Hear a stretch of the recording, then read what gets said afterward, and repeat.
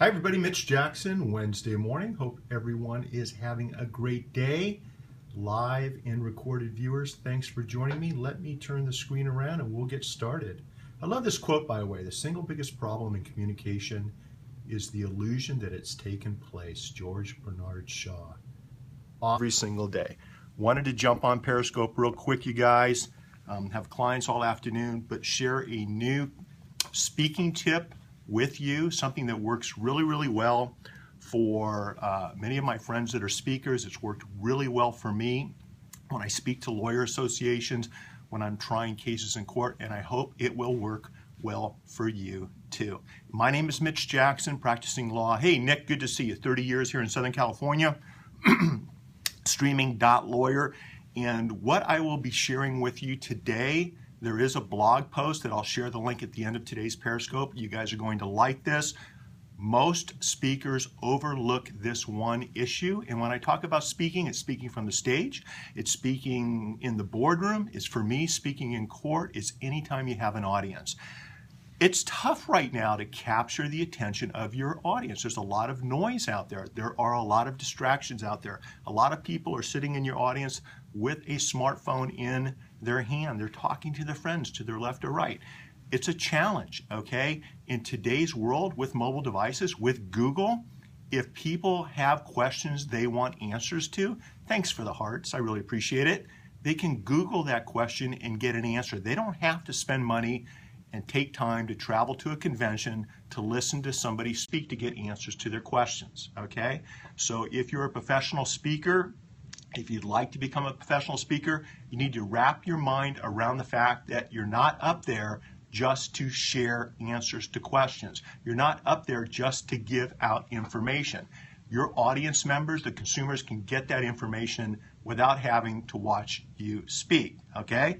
So keep that in mind. It's really important. By the way, you guys, if you guys like what I'm talking about, heart it up, really appreciate it.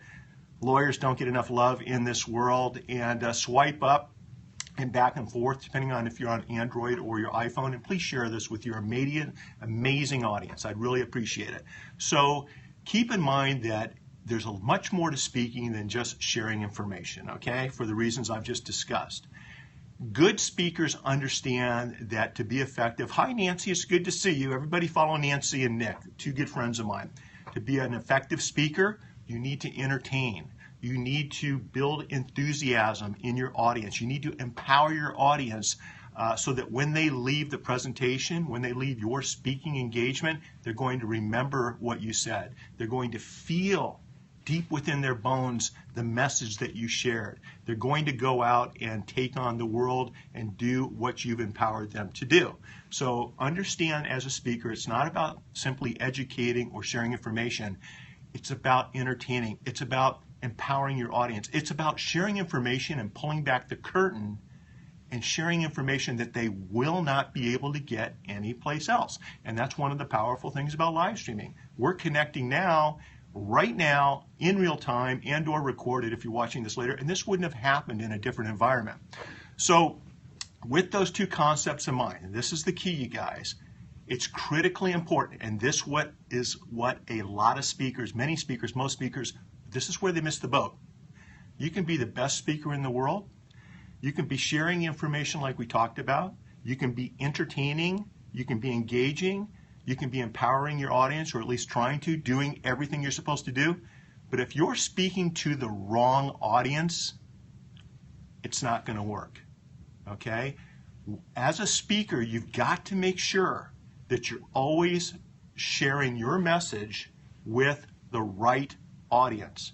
Let's take politics. If you're on one side of the fence and you're speaking to an audience on the other side of the fence, it doesn't matter how good you are. It doesn't matter how persuasive you are. The audience on the other side of the fence isn't going to connect with you, okay? You're speaking to the wrong audience. When I'm trying cases, when I'm giving my opening statement in front of a jury, think about this for a second.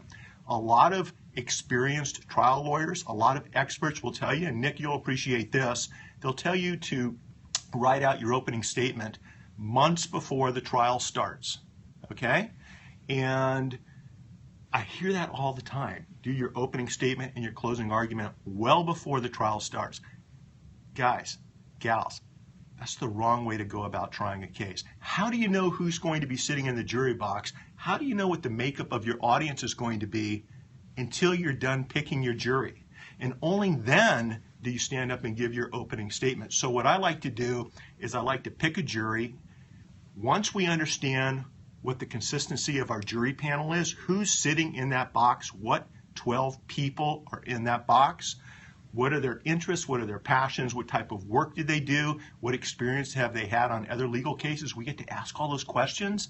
Then and only then do I start crafting my opening statement to accommodate the facts, the evidence, and the personalities, the makeup, the passions of my audience, of my jury. And you can do the same thing. I'm speaking to a lawyer organization next month, and their interest has to do with a particular area of the law. I'm going to make sure that when I talk about live streaming to this audience, I'll be incorporating into my presentation that niche, that small, focused legal area of the law that they're interested in, into what I'm saying. I'll be using their cases, some of the things they're doing have to do with social good, and so their interests with respect to achieving the effort of the social good projects that they're working on, and how they can use live streaming to meet their goals, to get the results that they're looking for. So what you want to do as a speaker is, before accepting a speaking engagement, always make sure that your message, your song, the content of your presentation is congruent with the audience you'll be speaking in front of. This applies to live streaming. This applies to live video interviews. It applies to when you're being interviewed on a podcast. I'm being interviewed tomorrow on a podcast about online bullying, about online sexting, and harassment when it comes to social media and things along those lines. And so I reached out to the professor that's interviewing me, and I asked her, what's the makeup of your audience? Okay, I want to know if I'm speaking to high school students or college professors.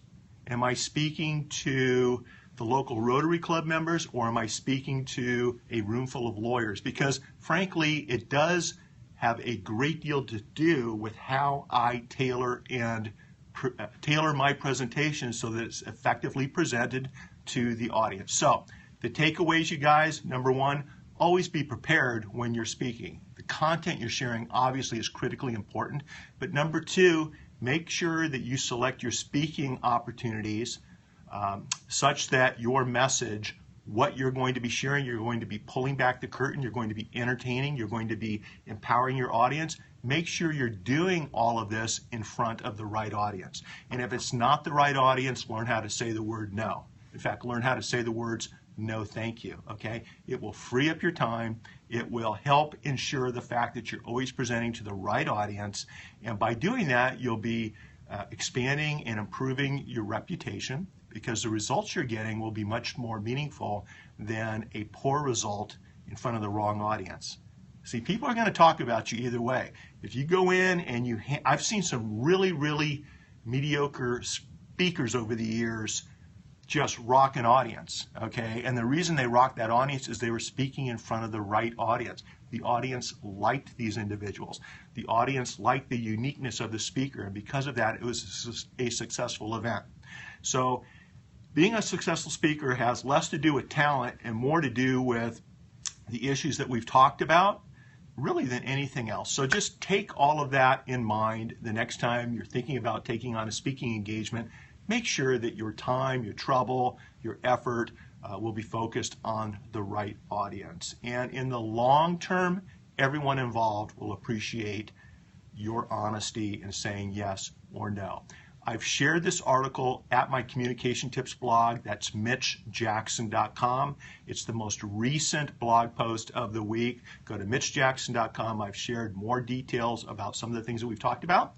And frankly, guys, that's about it. So thanks for tuning in. I really appreciate it. You guys have a great hump day and make the rest of your Wednesday a masterpiece.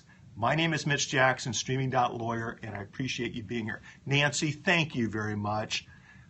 Don't speak just to be popular. Right. Speak to share your message and pull back the curtain and engage your audience and have some fun. That's what it's all about. Hey, thanks. I really appreciate it. Hey, Karen, it's good to see you. Love what you're doing. I'm seeing some color in your Instagrams. That's pretty exciting stuff. I'm noticing the difference. I'm a big fan of your black and white sketches, though. I think those are really cool. Okay, guys, I'm going to run. You guys take care. Reach out to me if you have any projects that you're working on. If there's anything I can do to help you, reach out to me at streaming.lawyer. It would be my pleasure. And I'll see everybody in San Diego at Social Media Day San Diego, Tyler Anderson, Casual Fridays. I may be bringing my daughter down. She's home for the summer, everyone, and she's doing some social media for a couple of different companies before she starts law school. So I'm hoping to bring AJ to San Diego. That'll be a lot of fun. I can't wait for everyone to meet her. Okay, guys, take care. Bye-bye. Maybe if I can turn the phone off. There we go. Bye-bye, guys.